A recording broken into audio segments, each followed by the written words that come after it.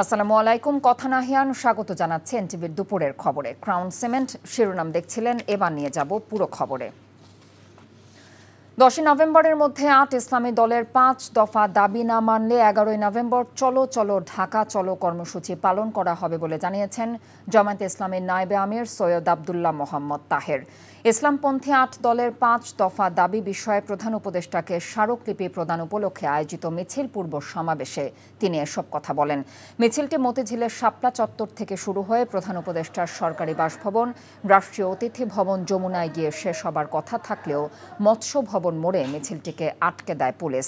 এর আগে জামায়াতের সেক্রেটারি জেনারেল গোলাম পরওয়ার অভিযোগ করে বলেন, জুলাই সনদের মধ্য দিয়ে দেশে যখন একটি নতুন অভিযাত্রায় প্রবেশ করেছে, তখন দেশি বিদেশি চক্র সেই অভিযাত্রাকে বাধাগ্রস্ত করার চেষ্টা চালাচ্ছে। সকল রাজনৈতিক দল আমরা নতুন সংস্কার, নতুন একটি জুলাই সনদ, নতুন একটি জুলাই ঘোষণার মধ্য দিয়ে আমরা নতুন গণতন্ত্রের একটা অভিযাত্রা শুরু করেছি। কিন্তু আমাদের সেই দাবি আদায়ের পথে অনেক ষড়যন্ত্র, দেশি বিদেশি নানান চক্র এখন সক্রিয় হয়ে উঠেছে।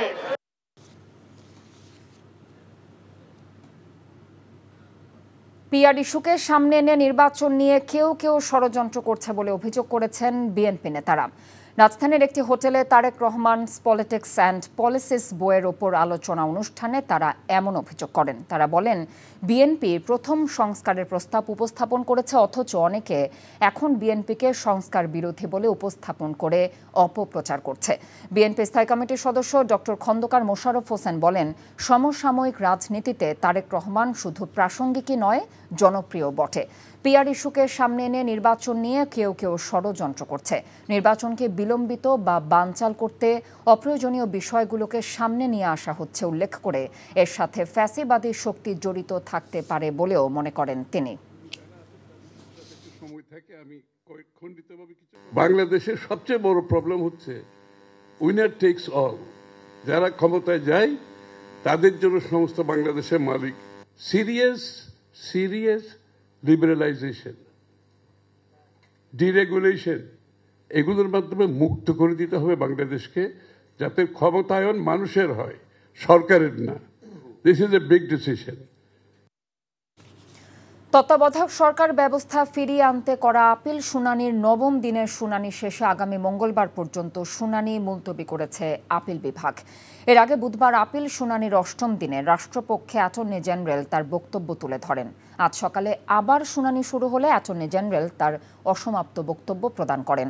গণতন্ত্রকে কোহিনূর হীরার সাথে তুলনা করে একে রক্ষার জন্য যেভাবে প্রয়োজন সেভাবেই সংবিধান সংশোধন করতে হবে বলে এ সময় উল্লেখ করেন তিনি।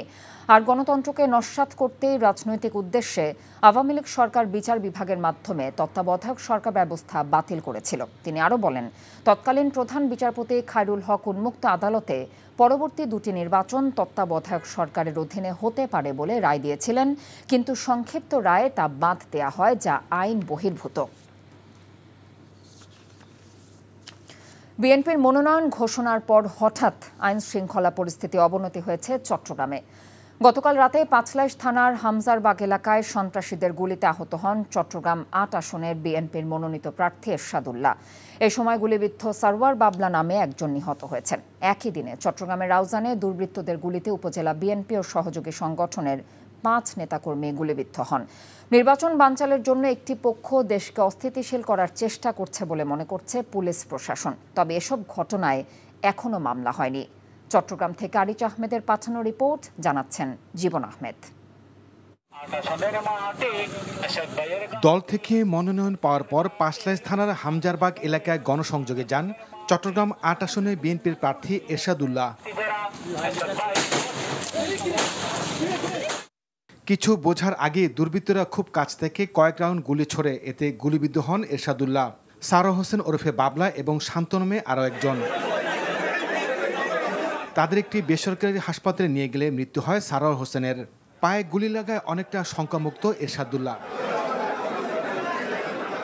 ঠিক একই দিন রাতে চট্টগ্রামের রাউজান উপজেলার বাগোয়ান ইউনিয়নের কোয়েপাড়া গ্রামে দুর্বৃত্তদের গুলিতে উপজেলা শ্রমিক দল ও সহযোগী সংগঠনের 4 নেতাকর্মী গুলিবিদ্ধ হয়েছেন।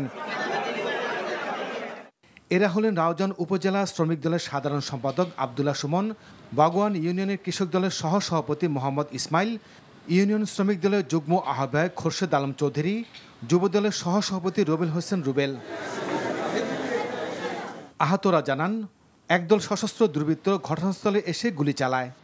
সন্ত্রাসীরা এরা ধরে নিয়ে গেছে, তখন আমরা তাড়াহুড়া করে 2-3 জন গেছি, মানে কেস করে আনার জন্য।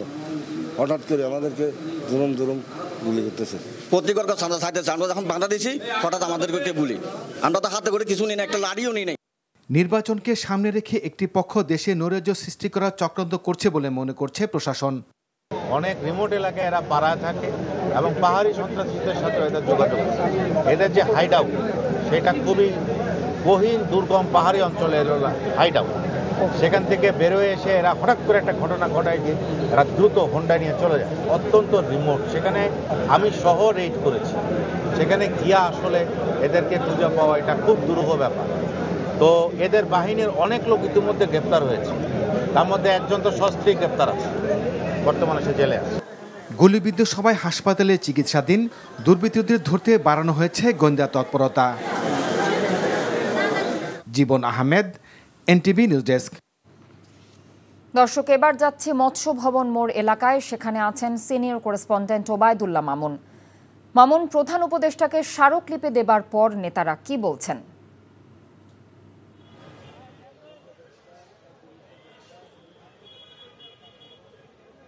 অর্থাৎ জুলাই সনদের আইনি ভিত্তির দাবিতে কিন্তু যে গণভোটের দাবিতে 8টি ইসলামিক রাজনৈতিক দল সকাল থেকেই ঢাকায় যে কর্মসূচি পালন করছেন, তারপরে কিন্তু 12:30টার পর তারা প্রধান উপদেষ্টার কাছে 5 দফা দাবিতে যে স্মারকলিপি জমা দেন শেষে কিছুক্ষণ আগে অর্থাৎ ঠিক 1:45টায় মৎস্য ভবন মোড়ে অস্থায়ী একটি সভা করছিল। সেখানে এসে জামায়াতের সহ ইসলামী আন্দোলন সহ মোট 8 দলের যে নেতারা রয়েছেন তারা এসে বলেছেন তাদের সাথে আসলে কি কথা বলেছেন এবং তাদের স্মারকলিপিটি কে গ্রহণ করেছেন প্রধান উপদেষ্টার পক্ষ থেকে। তিনি জামায়াতের সেক্রেটারি জেনারেল গোলাম পরোয়ার, উনি যেমনটি বলেছেন যে শিল্প উপদেষ্টা আদিলুর রহমান খান উনি তাদের স্মারকলিপিটি প্রধান উপদেষ্টার পক্ষ থেকে এসে গ্রহণ করেছেন এবং উনি এই 8টি রাজনৈতিক দলের যে দাবি গণভোট সহ মোট যে 5টি দাবি, এই দাবিগুলির বিষয়ে দ্বিমত করেননি, এটি যেমন বলেছেন এবং তাদেরকে তাদের বক্তব্যগুলি প্রধান উপদেষ্টার কাছে পৌঁছে দিবেন এবং 11 তারিখের আগে অর্থাৎ ইতিমধ্যে আপনি জানবেন যে ইতিমধ্যে কিন্তু আগামী 11 তারিখ ঢাকায় চলো একটি কর্মসূচি ঘোষণা করা হয়েছে এই সমমনা 8টি রাজনৈতিক দলের পক্ষ থেকে। অর্থাৎ এই 11 তারিখের আগেই তারা প্রধান উপদেষ্টার কাছ থেকে বা সরকারের পক্ষ থেকে গণভোটের বিষয়, গণভোট করার বিষয়ে সুস্পষ্ট নির্দেশনা চাচ্ছেন। তাদের দাবিটি সরকার মেনে নেবেন, এইটি কিন্তু তারা সরকারের কাছে লিখিত আকার দিয়েছেন।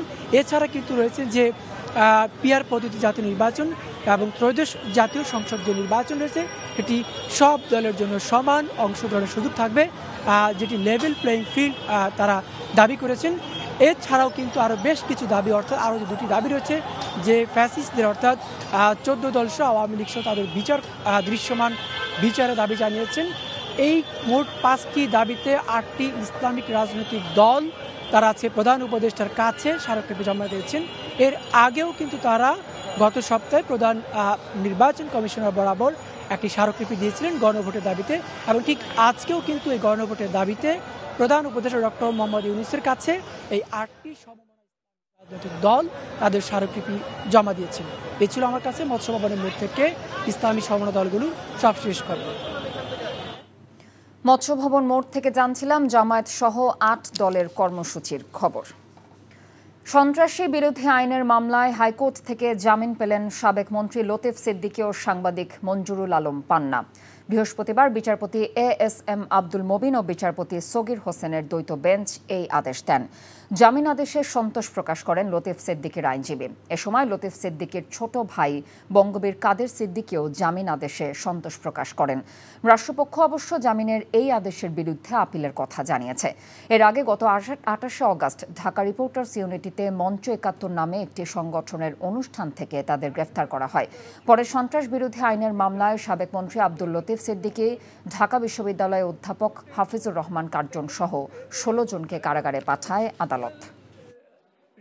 28 তারিখ গ্রেপ্তারের পরে শাহবাগ থানা একটা মামলা করে সন্ত্রাস দমন আইনে, এবং যে সেকশনটা হলো যে রাষ্ট্রীয় সম্পত্তি ধ্বংস করা।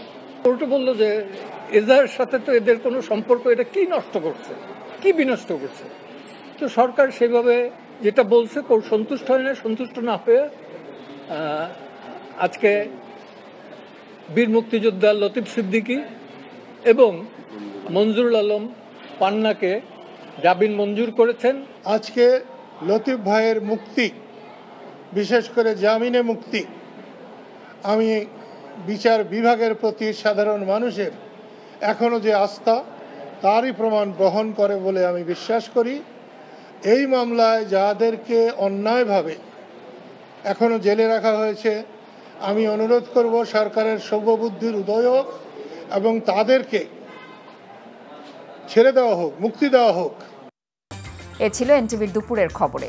এই খবরের ভিডিও সহ আপডেট জানতে ভিজিট করুন এনটিভি অনলাইন www.ntvbd.com। এছাড়াও এনটিভির জনপ্রিয় সব অনুষ্ঠান এবং খবরের আপডেট জানতে ভিজিট করুন আমাদের ইউটিউব এবং ভেরিফাইড ফেসবুক পেজ। বিকেল 5টায় দেশের খবর দেখার আমন্ত্রণ রইল। এতক্ষণ সাথে থাকার জন্য ধন্যবাদ সবাইকে।